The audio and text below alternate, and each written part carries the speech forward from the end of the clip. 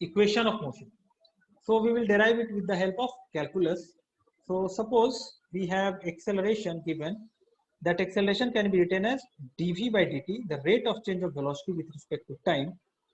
So if we want to find velocity, then how do we write? dv equal to a dt. Okay. And suppose it is also given that the object which is moving with constant acceleration, it has initial speed as u. This is given as initial speed or initial velocity. Initial velocity it is given. So what we are going to do is we will integrate it. If we integrate it, we will have v plus v equal to at plus constant, integration constant. Since at t equal to 0, v is u, the velocity is u, we can write as u equal to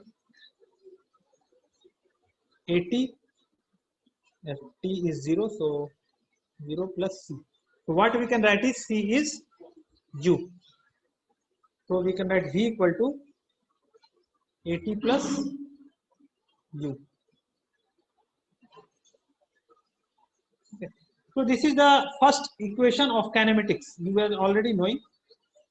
If you have constant acceleration, then we get v equal to u plus at. Now we are going to find the other relations. We are going to find displacements and other things. So displacement. For finding displacement, what we will do is v dt. The velocity into dt will give the what? Displacement in small time, and if you integrate it, we will get the total displacement. So v is at plus u dt, and if we integrate it, suppose we write u dt and we write at dt. The u is constant, so it will become u into t, and a is constant, so it will come outside, and we have t dt. So we can write it ut plus half at square. We can write it as ut plus half at square.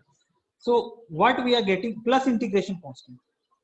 So what we are getting is s is ut plus half at square plus integration constant. So what is value of integration constant here? Since if we are dealing with displacement, since displacement always starts from 0, at t equal to 0, particle is at its on the same position, initial position. So there is no displacement. So we can write at t equal to 0, displacement is 0.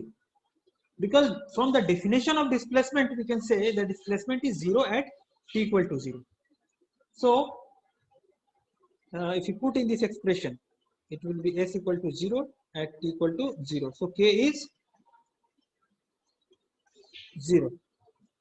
So finally we can write s equal to ut plus half at square. So this is the another equation of motion in kinematics. Okay. Next we can see